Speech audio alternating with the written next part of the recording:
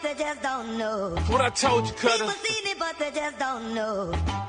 People seen it, but they just don't know. Huh? People, Let's go. people seen it, but they just don't know. People seen it, but they. What's going on? What's going on? It's your boy, guy.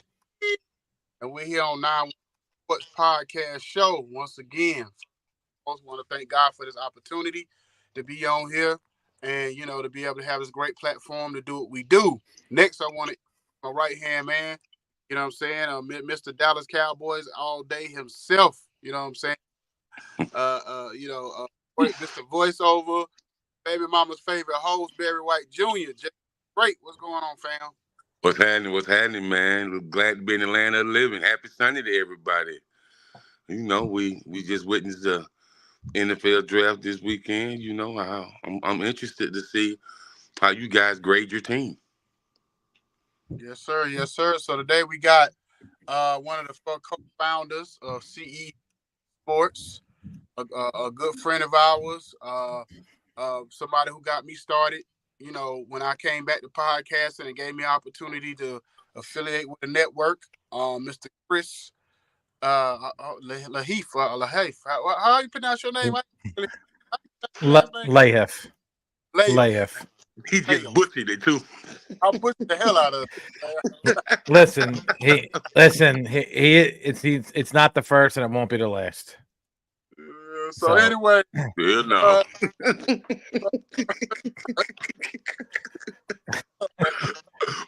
I could, boy. Listen, I've been dealing with people mispronouncing my last name since my kids are now dealing with it. That's how long I've been dealing with it. Oh, since the school days, huh? Oh yeah. Yeah, definitely. There's no. Listen, it is what it is. I've given up on people trying to pronounce my last name correctly. Yeah. Anyway, so basically, y'all, I'm gonna start with our guest today. I'm gonna start with Chris and let him, talk about what he's seen, and and then we'll start break. We just go from there. Hey, listen, I think all teams in the East did a really good job, and in the draft. And anyone who doesn't think that all four teams didn't do anything in the draft, I don't know what to tell you. It's obviously the first round pick was Quinyon Mitchell, and people were he was the best. He was the best available. He was the best available cornerback at that spot. And you have people saying, "Oh, well, he didn't come from a Big 5 power school." He didn't come from a Big 5 power school because he stayed at Toledo. Georgia wanted him, Florida wanted him, Alabama wanted him, and he decided to stay with the team that stuck with him through the beginning. So I like it. Eagles defense was 30th in the NFL and giving up in points per game on defense. And listen, we all know what the weakness was. It was the corner, James Bradbury. So I feel like they went out and they did the best they could to fix this defense. Vic Fangio likes him. He was a top 30 visit, so I'm okay with it. He runs a 4.2. That's fast.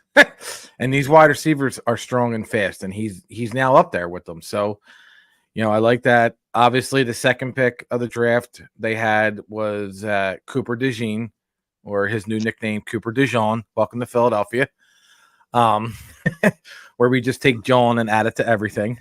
Mm-hmm. So, but listen, again, he can play safety. He can play corner. You got Avonte Maddox coming back from an injury. He signed him to a 1-year deal. Like I said, you got James Bradbury, who he's still a good corner. He's still a decent corner. I wouldn't say good because he had a rough year, but he was still an All-Pro 2 years ago. He just didn't forget how to play cornerback.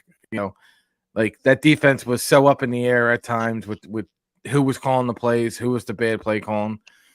And it was time to revamp the defense. And I like it. Cooper DeJean was a first-round talent. He got hurt. and then he came back from his injury, and he showed off. Like what else do you want from the guy? He's a first-round talent. Now, will that translate onto the field? We won't know. But you have your Dallas fans, who are just like, oh, this pick, these two picks mean nothing. CeeDee Lamb's just going to torch them, which very well could be. CeeDee Lamb's a top 3 wide receiver, but it's really not about the torching. It's about these guys are ball hogs. Like they can get to the ball and they can create turnovers. And that's what the Eagles defense didn't do last year in the secondary. They didn't have a lot of turnovers, didn't have a lot of interceptions. And with that going into his 8th year, or 9th year, is this a make or break it year? You don't know what you have. You have the Commanders who are they gonna go with Daniels? Or are they gonna Mariota? Mm-hmm. Go ahead, Jay.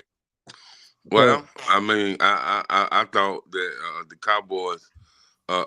Cowboys fans was way more surprised than we expected. I think Jerry did pretty well in the draft, and these draft picks was not typical Jerry Jones. I think he did great with the offensive linemen. You got the big dude from Oklahoma. You got Zach Martin, you got Terry Steele there, and then I think he did pretty well getting the linebacker from Notre Dame and getting a DT from Auburn. So I think he did pretty good, and I know a lot of Dallas fans. Well, man, why Jerry didn't take a running back? It was some running backs on the board. I mean, I can't answer that. So, but I think overall, I think I'll give Jerry about a B+. You know what I mean? Not an A- or not an A+, but he was way above a C average. So what do you guys think about Jerry? I think Dallas had a really good draft. I think Tyler Gutton, he's a stud. He gave up 2 sacks and 1,064 pass blocking attempts, which is that's good. Like that was who the Eagles were, who was on their board. Obviously the left tackle to replace Lane Johnson when he gets back. But I also think, and I do think the Cowboys offensive line is going to be good. Like, there are people declaring them they got the best offensive line in football right now. They haven't played a single snap together. They are not the best offensive line in football. You're right. They have the potential to be. So I think Jerry is looking at the offensive line, and the way if you look at the Eagles' offensive line, they got. I can't think of. There's one person I can't who's not sticking out, but you got Lane Johnson, you got Dickerson, you got Cam Jurgens, and you got Jordan Mailata. Those are 4 people who were all pros or have been Pro Bowlers. The Eagles have a really good offensive line. I also think Jerry could be taking the approach of how the Eagles have been the last couple seasons with running backs. We'll see if we can grab one on trade. We'll see if we can grab one on free agency. Like they got Miles. That offensive line got Miles Sanders like $24 million guaranteed from the Carolina Panthers, and he looked like he forgot how to play running back last season. DeAndre Swift never had a 1,000-yard rushing season with Detroit, and he comes to the Eagles and he gets 1,000 yards. That's a lot less touches. Gets himself a nice payday from the Bears. So I feel like Jerry's going to be like, well, listen, if the NFL is a copycat league. It really is. Like, everything is copycat. So I think Jerry Jones is looking, hey, listen, we don't need a Saquon Barkley. We don't need a Dameon Pierce. We don't need these top tier running backs. If we can get a second, third tier running back, and with the way our offensive line is, and how good Dak Prescott is, and how good he can be, and where his ceiling is, we can throw a 1,000-yard rusher back there. Now, I don't know if Deuce Vaughn and Rico Dowdle are sturdy enough to do it. There's rumors they're bringing Zeke back. I don't know why he got rid of him in the first place, but so that's how I look at the offense, the draft for the Cowboys. Like I said, Cooper Beebe, he's got the potential, but again, Cooper Beebe, Tyler Gutton, Tyler Smith, whoever your center is, they have not played a preseason. They haven't even trained together, and the fact that people had them as the best offensive line in football on May 28th, April 28th, it doesn't make sense to me. It really doesn't. Well, Chris, you know how Cowboys fans is. I know, but listen, I have no problem with you being excited. Be excited. Like again, it pains me to say that the Cowboys had a good draft, but so did the Giants, so did the Commanders, and so did the Eagles. You know, maybe we can get back to 2 years ago where all four teams were somewhat competitive, and the Commanders missed out on making the playoffs by one game. Like don't tell me that this offensive line is going to manhandle a Josh Sweat, a Bryce Huff, a Brandon Graham, Cedric Milton Williams. Like you don't know, and that's what I get annoyed about when it comes to Cowboys fans. And I know what it is. And again, it's not that they're trolling. I really think that we're gonna push Brandon. We push Fletcher Cox in retirement. You push Jason Kelce in retirement. Now we're gonna push Brandon Graham in retirement. Your team was not that good last year. Like the Cowboys were the best team in the NFC East, but they also had the luxury of playing teams in the beginning of the season and beating them by like 75 points. And once it came down to it, unfortunately, Dak folded under pressure. He was not good, and neither was the defense in that Green Bay game. And I think that they fixed it. With the linebacker play in the Notre Dame guy, you got Kalen Carson, the cornerback from Wake Forest. Right. And you got the edge kid from Western Michigan, Marshawn Nealon. Like they went and they fixed their issues. So did every other team in the East. The Cowboys are not the best team in the East right now. We don't know who is. After this draft, we don't know who is. You're right. And I think when it comes to, I just think this is Dak last year with the Cowboys. I think he just tired of all the scrutiny, and I think that the Cowboys fans should look that we lose every game in the fourth quarter. We can be up going into the fourth quarter. By the time it's the middle of the fourth quarter, somebody didn't score a touchdown in the field goal or 2 touchdowns. We lose every and as much as I like Michael Parsons, man, he don't show up for big games. What's with this myth that he's that guy? I do not think so. And that's what I don't get. And listen, I love Micah Parsons. I think he's always he's getting double teamed. That's fine, but you got to fight through the double team.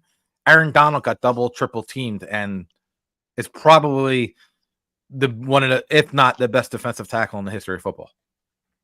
And Micah Parsons, and it annoys me that they compare Micah Parsons to Lawrence Taylor.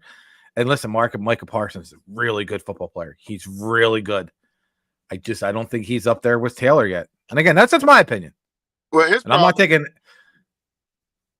His problem is he all this stuff he does in the social media with all the extra talking too. So he doesn't make it any better on himself by always having something to say about not even just other teams, his own team. Like at the end of the day, Jerry need to put him in the office and say, I need you to, to kind of out a little bit. Like at the end of the day, I understand you might not agree with everything Jerry doing, but as a team, as a player on that team, you have to be a little bit more supportive of what's going on. You don't see no other players always bashing their team every single move. And so sometimes you gotta sit back and let things play its way out or whatever, and quit always complaining about everything. I know you got a podcast, you're trying to get numbers or whatever, but at the same time, it's not everything ain't for everybody to know about. So sometimes they say what happens in the house stays in the house, and that's what he needs to understand that. But let me say this before I make my comments about the whole thing. Shout out to one of my son classmate. They went to Forest Park, Georgia. He was a edge rusher for the team. The team was straight garbage. The whole 4 years they was there. They was probably, I think, the season was 3 games, and that was his final season.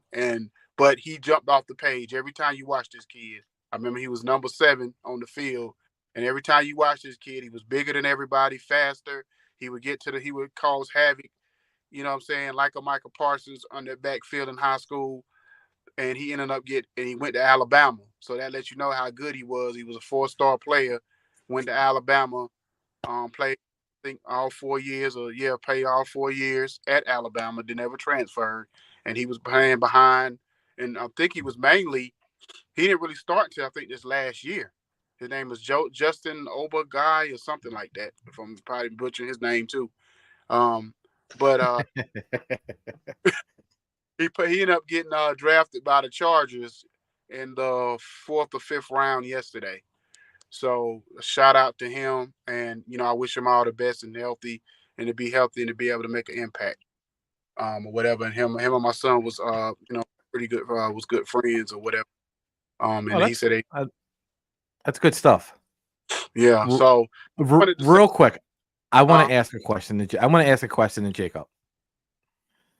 So, and you can chime in too, Icon. So obviously you mentioned Dax last year with Dallas. So Jacob or Icon, what do you think? Well, I believe I told me and Jacob been having this conversation for weeks now, and the way Jerry talked the other day, when Jerry basically said we've done everything we could for Dak, and it's on Dak now, and basically we're not going to be in position to really do anything money wise until the end of the season. And the way Dak was talking, like he don't want all the money, but he still want his money. I just think that at this point, unless they win the Super Bowl or at least get to the NFC Championship game and have a great showing, like let's just say they lost by like a field goal or something, but Dak balled out or something or whatever. Like the Buffalo Bills, when the Buffalo played against Kansas City, was back and forth, and they just happened to lose because the other team got the ball last type deal. Unless it's something like that, then I don't see Dak. I don't see them paying $60 million to bring Dak back. I believe what's going to happen is either they're going to try to get one of these other quarterbacks like Shedeur Sanders, or maybe even trade for hell. You never know. They might trade for one of these other quarterbacks. Somebody. So how are they? So if they do keep Dak, and it sounds like they're not, how are you going to pay Dak, Micah, and CeeDee Lamb, Jacob? That's a good question. That's $1 million question. I have no idea, because I know they just picked up the 5th-year option for Micah. Yeah, he get paid $25.1 million this year, and I know CeeDee wants $40 million a year, $35 to $40 million a year. I mean, listen, AJ Brown's getting 32, and as much as I love AJ Brown, I think CeeDee Lamb's better than him. I mean, not by much, but he's still better than him. And I look at it, and I like, if Jerry really went into that thing like we're not paying him, why wouldn't they grab Spencer Rattler in the 4th or 5th round? Mm-hmm. Yeah. And I know Dak said that I'm pretty sure that Dak wants to test the free agency market next year. I'm pretty sure he does.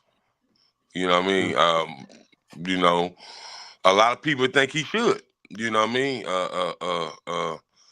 A lot of people, think with all the scrutiny that he get and this, that, other, and the third, and how you will have a great offensive lineman and have a good season this year. Then Jerry don't want to pay the offensive lineman, get rid of him. Jerry I'm gonna say this on the record. Until Jerry sells the team, or until he goes to his next destination, I don't foresee the Cowboys winning a championship. I don't see that, because he's gonna do something to screw it up. It's like Jerry is the old man that's at the gentleman's club. You know what I mean? And he just run all the girls off where can't nobody else get a lap dance. He gonna find some way to screw it up. Hey, well, all right. So let's just talk about the Commanders. I'm just saying, man. Just saying. Jesus. I'm gonna ask y'all both this question before we move on to the Commanders. Did y'all look at? Did y'all happen to even see who y'all signed free agent yesterday? Because with us, I went back and looked. We actually signed, when you was talking about Cowboys signing Spencer Rattler, we actually signed the Notre Dame quarterback Hartman. We signed him yesterday. You know what I'm saying? That dude looks like he's 43 years old. The quarterback from Notre Dame. Yeah. But yeah, we signed him. I was like, oh, okay, well, I don't know why we needed another quarterback, but unless we, don't feel like we're gonna hold on to Mariota or something. But we signed a quarterback to come into camp, and we signed a few other players that was interesting. But that one that really stood out to me. But get into the Commanders. I really, really love what we did, because if I was a GM or somebody that was sitting back looking like, okay, what do we need? We addressed every single thing I wanted us to address. Our offensive line. We got a couple offensive linemen. I'm not even going to try it because I know I'm going to butcher his name. But we got the cornerback from Michigan. And we both, all of us know that Michigan probably had one of the best secondaries in college football last year. And we got one of those guys. His name's Santresio or something like that. I ain't going to really try to say it because I'm going to butcher his name. What? Santresio.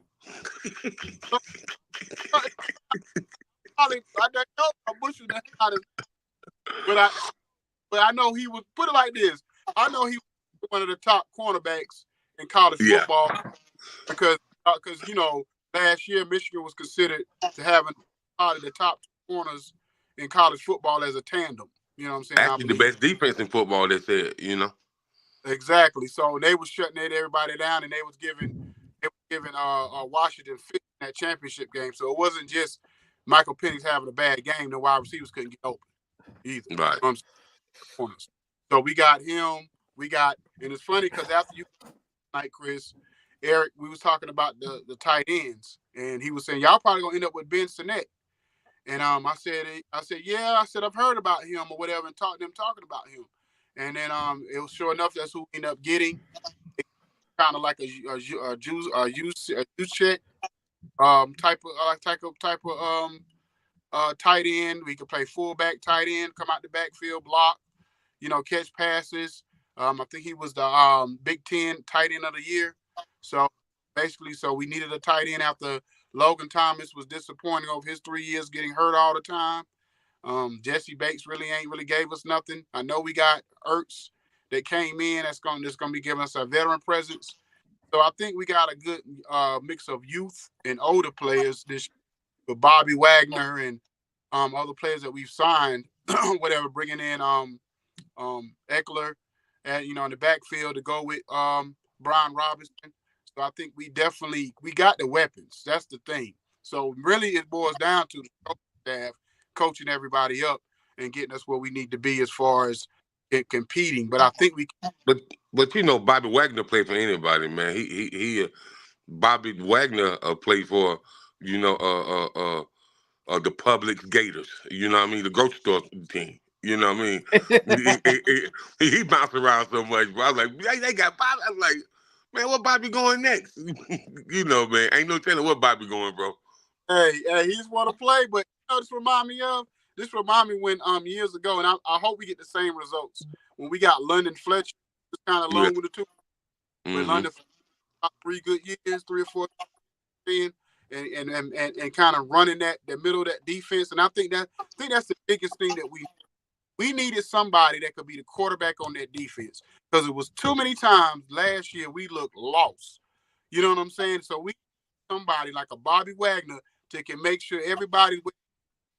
We got us, like I said, we got a cornerback. I hope Emmanuel Forbes correct some of his mistakes he made last year, because he looked like he could be a good corner. It's just like he looked like he lost out there half the time. Mm. Like he didn't. So I think that even Jonathan Allen and some of the defensive players said it last year that we don't look like we're doing half the time. So hopefully Dan Quinn and them can get them together on that. As far as with, y'all did good. Yeah, y'all did good, man. Y'all did really well. I feel like everybody did. Yeah. Like I said, if honestly, if I had to pick someone who won the draft out of the East, it has to be the Commanders. Yeah. It's just Yo, listen, as much as I love my team, I'm also a realist. Like, I'm not going to sit there and say Eagles had the best draft. Eagles had a really good draft. Giants had a really good draft. I just think the Commanders hit all the spots. So I mean, right there. So you think of the Commanders draft. The Eagles traded 2 second-round picks to draft to go up and get Cooper DeJean. So you had a pick at 50 and 53. That means they had 3 picks in the top 55 picks. Mm-hmm. Good. Four. I'm sorry, because they had 2, 36, 50, and 53. So they had 4 picks in the top 55. Mm-hmm. You mean you got every 14th best player you got it's gonna contribute to this team somehow this season. Yeah. I was glad we did that trade, like you said. We traded down. You know, we was at 2, 36, and 40, and we traded down and got 50 and 53. So we still in position to get the players that we wanted. I know they said we missed out on one offensive lineman that we really wanted. I think was from Arizona. I think it was. But other than that, it was like that's the only player that we didn't get that we really wanted. Or whatever. So, but I'm really happy with our draft and what we did. You know, players personally, I would have got if we would have got like a Wiggins from Clemson or a Kool-Aid McKinstry or there are certain players I was like, ooh, I hope we go get that person. But I'm cool. Oh, and then we got Luke McCaffrey. We got Christian McCaffrey's younger brother. So the McCaffrey boy is gonna come and play hard. So he's a wide receiver. So he's and fight for a spot. And what's funny, Chris, I'm honestly waiting to see what my man Will Shipley gonna do with the Eagles. Yeah. So real quick, I got a funny story for you. You said Kool-Aid McKinstry, right? Yeah. So I'm watching the draft the other night, and it's me, my daughter, and my wife, and it's on. And Kool-Aid McKinstry gets drafted, and they make the announcement. My daughter, who's 9-year-old, goes, Kool-Aid? Think who's getting drafted next? Dr. Pepper? I was like, oh my God. I was like, you're so my kid. You're so my kid. I was like, you got to be kidding me. That's too funny. But yeah, like I said, I was surprised that Will Shipley didn't go to the Cowboys. Yeah, and that's my thing was like, they don't have to have no big name running back, but I felt like one of those guys like a Will Shipley, a Trey Benson, what's my other guy name? I think from Texas. Like so, I would have felt Jonathan Brooks. Yeah, Jonathan Brooks. I felt like a couple of those guys could have went. Excuse me.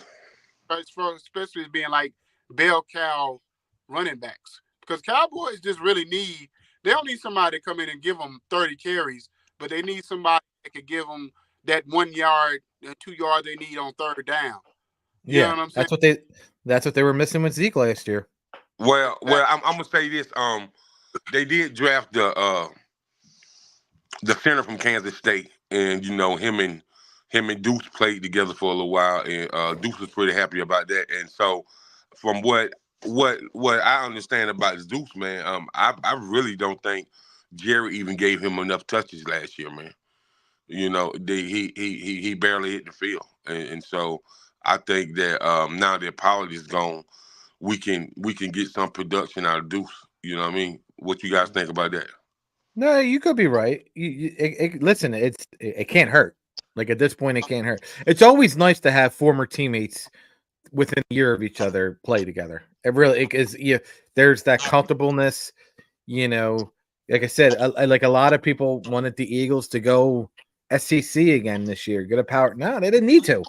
And I really think the whole, the power school, the SEC, it's going to change because of the transfer portal. You're going to see a lot more players who are really good in the smaller colleges who are going to go to, the Alabamas, and you're not going to hear about them because they're either going to stay in their school to show that they care about winning. And then, like I said, you're going to see, and they're committed to that school. I said Toledo. Toledo's not a big school. It's not. But, like the transfer portal, he could have left any time. Mm-hmm. Teams were waiting for him. Nick Saban came out and said, I'm going after him. That was the first name, and he never did it. When Nick Saban says that, I think I'm going to take the guy who's pretty good college coach. That's just me. Right. And then the Eagles do have, Jeremiah Trotter Jr., which, I'm a Clemson fan, so I've watched him, man, and I think that he's going to add value to you guys' defense, man. Listen, like I said, I watched some of his games too, and he had the games I watched. He had good games. I just think he had a bad pro day. He ran a 4.8. Was he underwater? Listen, I don't take anything for the pro days, but like a 4.8 40, it's not good. No, it's not. It's not good for a linebacker, but I just think that he'll be okay, man. Especially because his dad is still, even though he getting coached by the Eagles coaches, but his dad's still gonna have a lot of involvement on how to prepare him for a pros. Because it's one thing to be in college, but when you got a father that was outstanding like his father was, then that's a little bit more preparation, and I feel like players like that are essentially prepared better. Mm-hmm. Yeah, I think I'm ready. You got. I got this signed right here by Jeremiah. You think I can get a son sign over here? I'm pretty sure. Sure. Yeah, but you got kind of funny because you got players who coming in and their dads played and they have to live up to the hype. And Brendan Rice, I was wrong. Brendan Rice, because I thought they said he went to Minnesota, but he went to the Chargers too. So the so Jim Harbaugh, I think he did pretty good with his draft of players he needed in his system. But I think Brendan Rice is one of them type of players that can definitely have an impact next year. Even though if I ain't mistaken, man, I thought I heard somebody say that T.O. son went to the Saints. I have to go back. I think he did. Tyreek Owens. Okay, yeah. I'm not sure. About and then him. Frank Gore Jr. never got drafted. Oh no. Yeah, he got signed by Buffalo, and Terrell Owens' son went to the 49ers. He went to the 49ers. Oh, he did. Okay. Yeah, and Brandon Rice is 7th round. Like he. How about that though, man? That. How about that? And he Tariq Owens goes to the 49ers. Huh? Tariq Owens goes to the 49ers. How about that?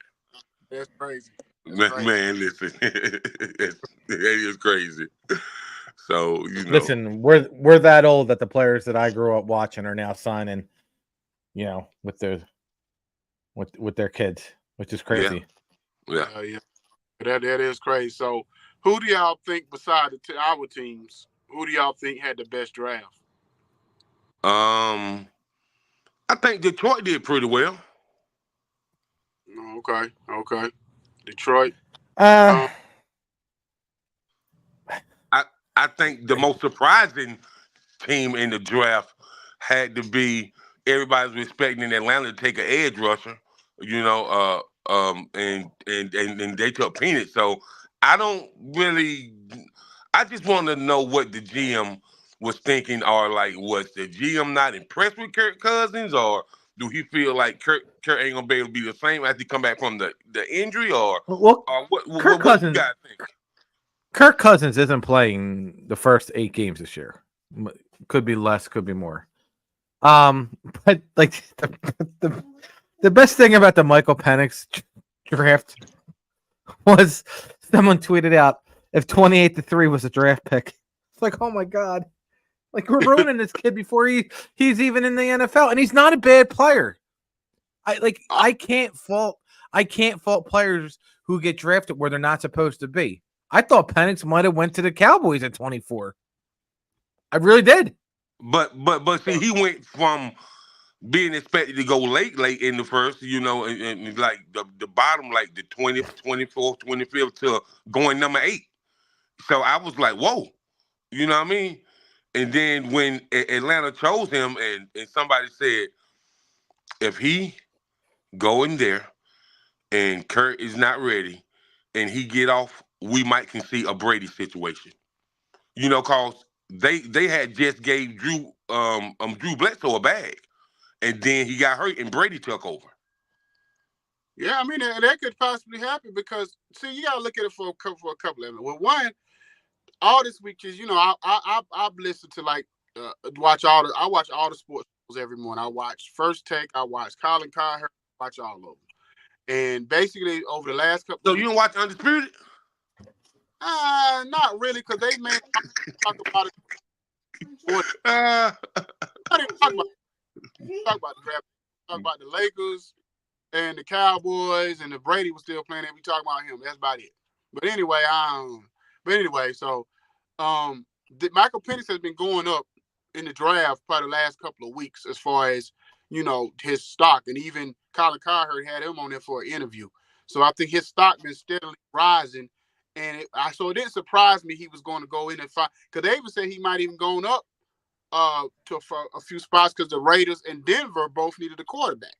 So he could have even went up. He could have been even higher if they would have traded up. You know what I'm saying? So that don't surprise me. Now, I will say this. We got to look at it a couple of ways with Michael Penix in Atlanta. We all know Atlanta is predominantly a black city. And since Michael Vick left, I moved there when Michael Vick first got in trouble. And if you would have seen, you'd have thought that somebody blew up the whole city the way them people were in Atlanta. They were so bummed out and so depressed when he left. And so for them to get the second coming to them, because I think if they would have got Justin Fields, you know how much money that Atlanta would have made. And I think if Michael Penix come in there and show up and show out, oh, it's over with. I'm telling you how the city gonna go crazy. And Kirk Cousins will have no chance of getting his game. Let's just say Atlanta comes start 7-1. It's over with for Kirk. I'm telling you. Yeah, I mean, realistically, I mean, when you listen, Michael Penix was a good quarterback. I had him 1, and I had Marvin Harrison 2. If I had to pick a Heisman Trophy, I know Jaden Daniels had a good season. But Michael Penix also threw 228 more passes than Jaden Daniels. But if I had to go 1-2 in the Heisman, my pick, I mean, I would have picked Marvin Harrison. But if it goes to quarterbacks, essentially at the end of the day. So, yeah, I mean, listen, when it comes to drafts, I think the Bears did really good. Yeah, it's definitely good. Yeah. Although they did draft a punter in the 5th round, and Caleb Williams texted the punter and said, "You're not going to be working that much this year." Yeah. Listen, man, I'm gonna say something about this young man. Listen, man, I just don't know, man, with the cover girl publicity of him having his own nail polish, getting endorsed by Maybelline and CoverGirl, and for him saying I'm finally giving Chicago something to be proud of because they ain't been proud of nothing, and since Walter Payton, like, bro, some of the things he tweet, man, I be like, listen, man, and I'm like, so what are we doing here, man? We got you throwing the pig skin with fingernail polish on your nails, like what's really going on? Are you a Maybelline model, or are you working for CoverGirl? What are we doing? Hey, man, these days. Hey, Chris, what are we doing here, man? These days, man, it's like one of the things. It's like don't ask, don't tell. You might well don't even want to know what these guys got going in their personal life, because you would be disappointed if you knew somebody. I bet you most of these guys live in other, you know what I'm saying, got other lifestyles that we don't know nothing about. So I just want to ask you a question, Akon and Chris. What does a masculine male like Keenan Allen think? BJ Moore think? Swift. What do they think about their potential the starting quarterback? Posing with nail polish on with a football in his hand. Is he playing for the Bears or is he playing for the Maybelline Crusaders? I don't know. I think you used 3 bad people as an example, because I think DeAndre Swift, Keenan Allen, DJ Morris are professionals, and they worry about winning. As long as he isn't a distraction, and as long as Maybelline isn't on the sideline, like doing his hair and his makeup, and he's winning football games, I think that's all those three care about. Okay. I was just asking, man. I mean, listen, man. listen. What are you gonna do? Listen, if he's gonna throw a 70-yard bomb to Keenan Allen be like, "Yo, give me some paint, give me some nail polish. Let's go." I seen Chicago fans put this picture up. He said, "This is what we do in Chicago now. We go from Walter Payton and Brian Urlacher to Richard Dent and William Perry. You know, this is what we're doing now. The Devin Hester, you know what I mean? He's like, this is what we're doing now. They was like, man, this makes no sense. I was like, that's y'all team, not mine. They're like this. Hey, yeah, man. Bet out, bet. No, don't ask, don't tell. I mean, at the end of the day, it's like Chris said. As long as he ball out, they're not gonna really care about what he got going on. I mean, because to me, Travis Kelce's situation was too much for me. I would have been more like upset with that after a while, being like, bro, I understand it's your girl. No, Icon, no, man. Do you know how much revenue she bought Kansas City? I don't care about none of that. Like, this football, all that. Every time you look up, they show her in the stands after every other play. Okay. Wait. She averaged like 30 seconds of airtime during these football games. And I get it. It's annoying for some people. But hey, listen, it brought new fans. It brought her $100 million, and it brought the NFL an additional $50 million in revenue. Roger might put her on like the face of the football this year. Like, whatever. Listen, Taylor Swift being at games doesn't bother me. It is what it is. Listen, it brought new fans. Honestly, when you think about it, I get what you're saying, and and to a degree, I do agree with you.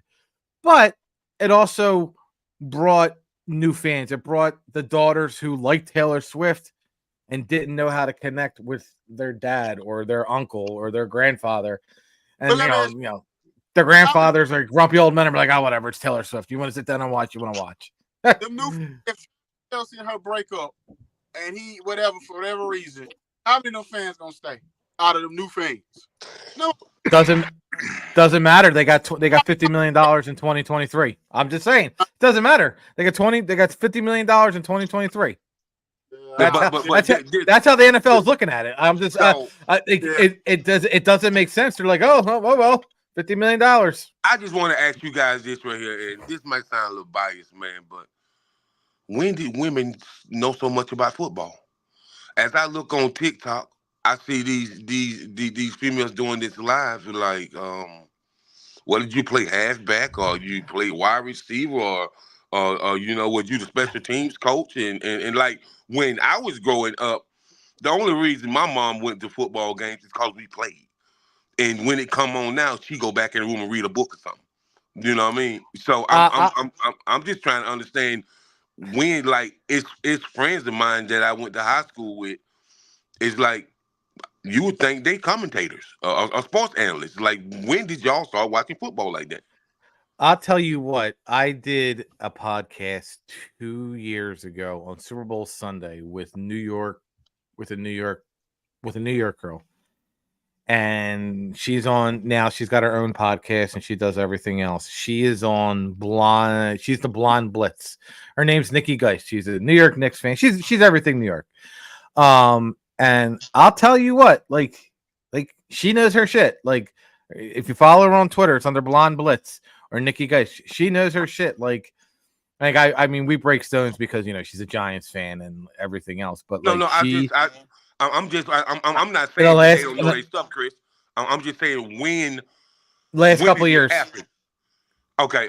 When did it happen? Because it's been some current events, and I can tell you, like, if you think the men are bad when it comes to Cowboys fans, them women will go back and forth with you and tell you to come on their live. Like, them fans that's Cowboys fans and they're females. Like I've been in bars where I just walked out. I'd be like, oh man, y'all started something. Y'all can have this because she ain't gonna stop. But you know what's funny is like you sit there and like they'll sit there and they'll call you out to join their live and have a debate with them. I kind of have respect for that because I go back and forth with people on social media, and I've invited them on to have a debate with me, and they always, I want to say chicken out, but they're always like, I'm not good enough. Like they're too cool for me. Well, then like, if you don't want to be made fool, then don't say foolish things because, like I said, I very rarely go on a podcast when I'm wrong. I do my work. I make sure that I don't look stupid on there. Like, and when I do look stupid, I call myself out. I will sit there and say, you know what, I was wrong. Mm-hmm. But you know, like, I have respect for people who you listen. You want to question my fandom? You want to question my knowledge of the game? Let's go. Let's go. Hey, you know, you guys have two receivers that was so ill on the basketball court when they were growing up, and it's funny. CJ Stroud was like, man, if it's so many players that was ill on the basketball court growing up, and he was like, man, I would love to get them Philly boys to really play in the celebrity basketball game, you know, cause he was like, from what I understand, like they can hoop. I said, yeah, man. I tell people all the time. I know a few people that know Deshaun Jackson, man. They say he was an animal on the court, like an animal, and I was like, I can see that. So, Chris, do you think would there ever be a football player that plays football and basketball like Deion played baseball and football? Nope, because basketball is while it is it's a non-contact sport, it is a contact sport. It's too physical. It's too physical. It's too long of a season too. So you got to think. Let's just say you're on a team that goes to the finals or to the player deep in the play. So now you playing all the way till May, June. You turn around and get ready for the grind of the NFL. That's OTA start in June, end of May, mid-June. Right. Yeah, like way that's too much. Like your body break down. How many years you think you're gonna do that? Like even though, think about Bo Jackson. Even though baseball is not like a contact sport, but it's still a sport that you have to prepare for. His body couldn't hold up trying to play football and baseball. You know what I mean? I think Deion probably had effects over the years. You can see now Deion could barely walk. You know what I'm saying? He almost damn near turned to Kunta Kinte with a foot. So, you know what I mean? So, I just think it's a lot to do two sports, especially on a professional level. Right. You know? Yeah, okay. I was just wondering because there's so many three-sport athletes, people that play three sports in the NFL, man. And I be seeing these cats on these interviews. They was like, oh yeah. They was like, oh yeah. And I remember Michael Parsons and CJ Stroud was talking about it, man. It was like, yeah, man, I be wanting to hoop in the off season, man. Just playing in some of these, adult leagues, these Pan Am adult leagues. He's like, but CJ Stroud said, I just stay away from it, man. I just go there to support and just, mess with the players that's playing in these Pan Am leagues and then going overseas. After they play, he said, I just go in to talk to them and mess with them, man, and stuff like that. Now, this is a question. I know we talking about NFL draft. Now, Chris, I ain't asked you this. We ain't had you on here in a minute. $38 million for 8 years, Nike contract, Caitlin Clark. I love it. Listen, people want Caitlin Clark to make all this money. So then do everything you can to support her. Buy her shoe. Buy season tickets. Listen, the WNBA, there's a W in front of it. And it doesn't mean I won't not watch a Caitlin Clark game. But I've never, ever watched a single WNBA game. And you know what? Up until about 2 years ago, I didn't watch women's basketball. And then I watched Angel Reese and I watched Caitlin Clark. And I thought it was a great story. This is the stuff that you need to make these people money. Stuff that you need to make the WNBA exist. WNBA has been around for 25 years. They put in 600 people a night. Like that's it's not good. And I could be wrong. I could be wrong. I was listening. They was like, well, Caitlyn got hers first, and Angela Reese is going to get a sneaker deal. I think that Cardoso going to be signing with is it New Balance? New Balance, all Converse. You know, I was like, man, the last person that signed with New Balance was Kawhi Leonard. You know, if I ain't mistaken, and that was for a pretty hefty signing bonus. But I just think that even with Ice Cube offering her this money to play in the Big Three, and I think that this is going to stem just from Caitlyn, that Ice Cube is probably going to start a Big Three women's professional league. You know what I mean? And that just stem from on how the collegiate women's sports for basketball have really got so many people in the seats, man. Like, me and my brother was talking about going to see the South Carolina Gamecocks play, man, and we can remember when them tickets was crap, under $50. Like, they ain't under $50 no more. Tell you that much. Well, see, the thing too, so he would have got his league gonna have to be. It's not going. It can't. First of all, she wouldn't be able to play in the Big Three, and if she's playing in the WNBA, because it's at the same time. So he would have to create. If he want to create a whole a women's league, he gonna have to do it maybe in the fall or the winter time for that. That's what I'm thinking. So that alleviate people for them girls. A lot of them girls go overseas because they'll make a lot of money. So, but if he can create that type of league, man, that'll keep them in the States. So, you know, I don't think it's a bad idea. What do you think about the Big Three, Chris? I think it's, you know, it's a money grab. It's I haven't watched the Big Three game. Have you guys? Yeah, I watched like the first. I watched like one game. It's kind of weird the time of day they play it, because they play like on a Saturday or Sunday, like 3:00 in the afternoon, and so it's like unless you looking for it or know it's there, and then it's like all over the place because some of the games will be on CBS and then some of the games will be online, so it's like all over the place. So it's kind of hard to keep up with when the games come on, and then I don't know, and then they like let's say they have 8 games on, and they show two of them on CBS, and the other 4 will be online, and every year they changing the teams up. So they do a new draft every year. So players are switching teams, and it's just all over the place. They need more consistency of how they're doing it each and every year, and kind of like if they really wanted to work and or whatever. But I like the physicalness of it.